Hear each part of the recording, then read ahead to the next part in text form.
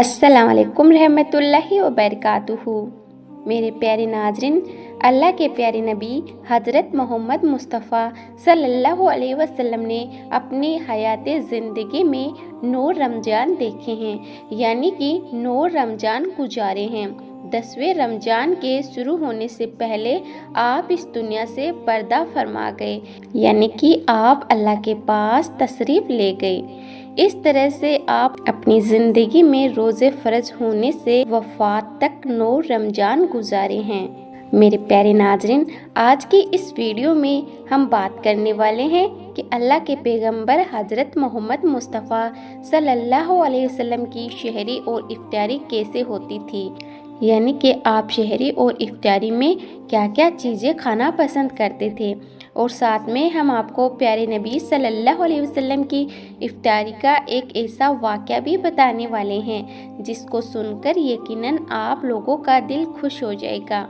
जाहिर सी बात है, आपने प्यारे नबी सल्लल्लाहु अलैहि वसल्लम का नाम सुनकर इस वीडियो को लाइक तो किया ही होगा, तो बस आप इस वीडियो को आखिर तक देखते रहिएगा।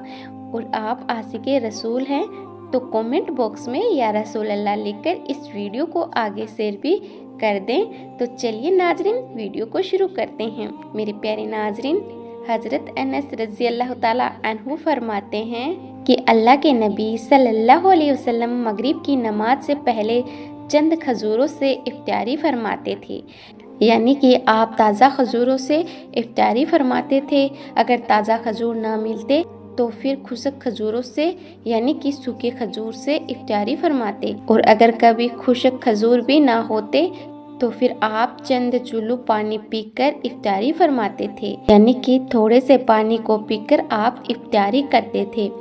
और एक हदीस में है कि अल्लाह के नबी सल्लल्लाहु अलैहि वसल्लम इन खजूरों से या फिर किसी ऐसी चीज़ से इफ्तारी फरमाते थे जो आग की पकी हुई ना होती थी, जैसे कि फल और फ्रूट्स, यानी कि आप इस तरह की चीज़ों से रोज़ा करना यानी इफ्तार करना ज़्यादा पसंद फरमाते थे। इसीलिए याद रखें, ताज़ा खजूर से इफ्तारी करना ये मुस्तहब है। और अगर ताज़ा खजूर ना मिले तो खुश्क खजूर से यानी छुहारे से रोज़ा खोलना भी बेहतर है। और अगर कभी खुश्क खजूर भी ना मिले तो सिर्फ पानी से इफ्तारी करना भी हमारे नबी सल्लल्लाहु अलैहि वसल्लम की सुन्नत है। या फिर इसके अलावा जूस या दूध के साथ भी रोज़ा खोलना बेहतर रहे। याद रखें, अल्लाह के नबी सल्लल्लाहु अलैहि वसल्लम इफ्तारी में आग पर पकी हुई चीज़ों को नहीं खाते थे। इसका मतलब ये नहीं कि इसके लिए आपने मना फरमाया है, बल्कि इसके बारे में आपने इरशाद फरमाया है कि इफ्तारी में आग की पकी हुई चीज़ों को खाने से पेट को नुकसान पहुंचता है, मादे को नुकसान पहुंचता है। इसीलिए आप अपने आप को इस परेशानी से बचाने के लिए ऐसा करते थे। मगर आजकल तो देखने में आता है कि ज़्यादातर लोग इफ्तारी में समोसे और पकोड़े को खाना ही ज़्यादा पसंद करते हैं। मगर याद रखें, ऐसा अल्लाह के प्यारे नबी सल्लल्लाहु अलैहि वसल्लम कभी नहीं करते थे। इसके अलावा प्यारे नाजरीन, अल्लाह के नबी सल्लल्लाहु अलैहि वसल्लम जब शहरी खाते थे तो बिल्कुल आखिरी वक्त में खाते थे। इधर हज़रत बिलाल अजान दे रहे हैं और उधर आप आखिरी लुकमा खा रहे हैं, और उधर सूरज नीचे हुआ यानी कि डूबा और आपने अपने मुंह में खजूर रखी, यानी कि इफ्तारी की। ऐसा आप इसीलिए करते थे ताकि अपनी उम्मत पर भूख का वक्त कम से कम आए। एक मर्तबा अल्लाह के नबी सल्लल्लाहु अलैहि वसल्लम शहरी के वक्त में बकरे की सीरी खा रहे थे। हज़रत अली भी आपके साथ में थे।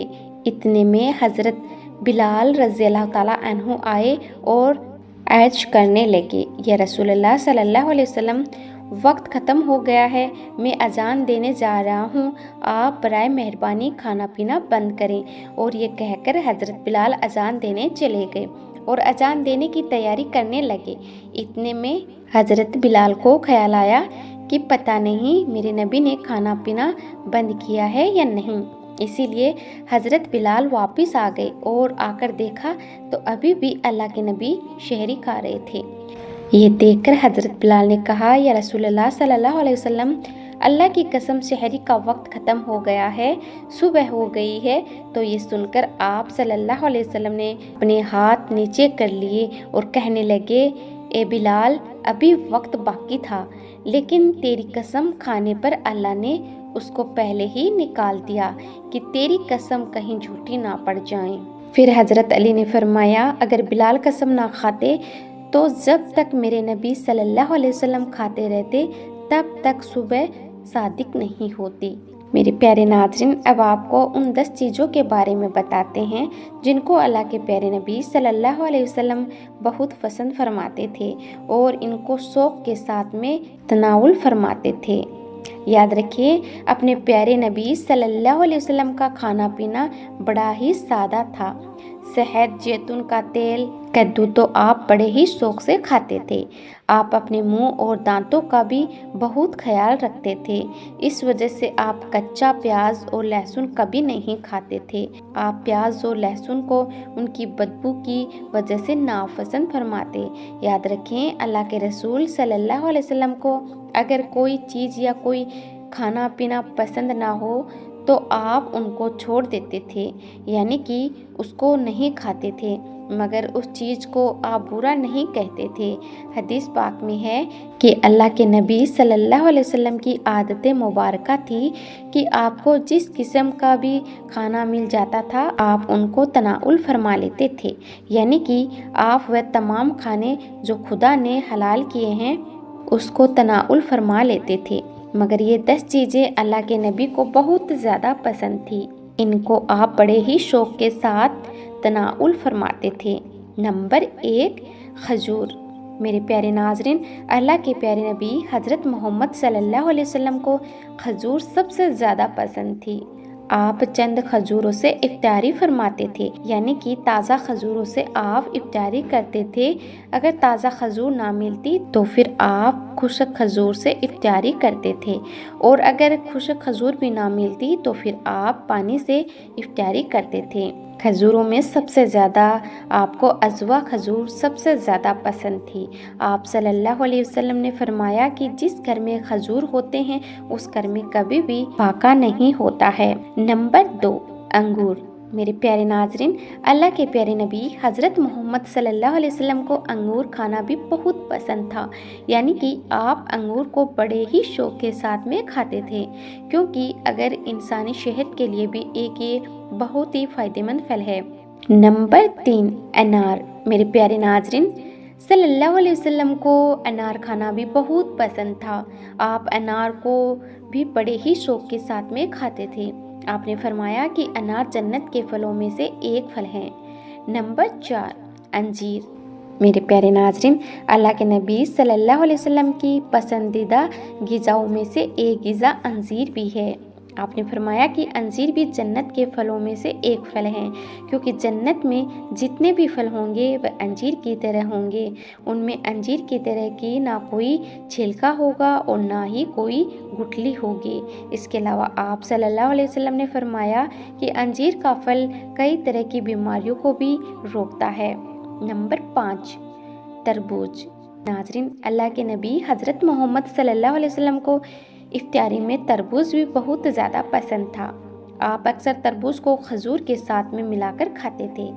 हज़रत आयशा रज़ियल्लाहु ताला अन्हा से रिवायत है कि रसूल खुदा सल्लल्लाहु अलैहि वसल्लम अक्सर तरबूज को खजूर के साथ में मिलाकर खाते थे। नंबर 6, दूध। नाजरीन, दूध भी हमारे प्यारे नबी हज़रत मोहम्मद सल्लल्लाहु अलैहि वसल्लम की पसंदीदा ग़िज़ाओं में से एक ग़िज़ा है। आपको दूध बहुत ज़्यादा पसंद था। आप अक्सर गाय और बकरी का दूध इस्तेमाल करते थे। आप दूध को कभी खालिस तो कभी पानी में मिलाकर पीना पसंद करते थे। नंबर 7, शहद। नाजरीन, अल्लाह के प्यारे नबी सल्लल्लाहु अलैहि वसल्लम को शहद भी बहुत ज़्यादा पसंद था। आप अक्सर शहद का इस्तेमाल करते थे, और यही नहीं, शहद का जिक्र कुरान पाक में भी कई दफ़ा आया है। नंबर 8, गोश्त। मेरे प्यारे नाज़रीन, हज़रत मोहम्मद सल्लल्लाहु अलैहि वसल्लम को गोश्त खाना भी बहुत पसंद था। हदीस पाक में आता है कि अल्लाह के प्यारे नबी हज़रत मोहम्मद सल्लल्लाहु अलैहि वसल्लम शोरबे वाला और भुने हुए गोश्त को ज़्यादा शौक़ से तनाउल फरमाते थे।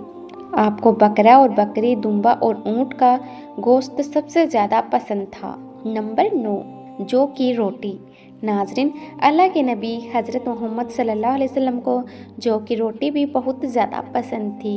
आप अक्सर जौ की रोटी खाना पसंद करते थे और बगैर छाने हुए आटे की मोटी रोटी तनाउल फरमाते थे। नंबर 10, चावल। नाजरीन, मेरे प्यारे नबी हज़रत मोहम्मद सल्लल्लाहु अलैहि वसल्लम को चावल खाना भी बहुत ज़्यादा पसंद था। आप चावल को भी बड़े ही शौक के साथ में खाते थे। आप सल्लल्लाहु अलैहि वसल्लम ने फरमाया कि अल्लाह ने चावल के दानों में बहुत बरकत रखी हुई है। तो प्यारे नाजरीन, हम उम्मीद करते हैं और यकीन करते हैं कि आपको ये वीडियो बहुत पसंद आई होगी।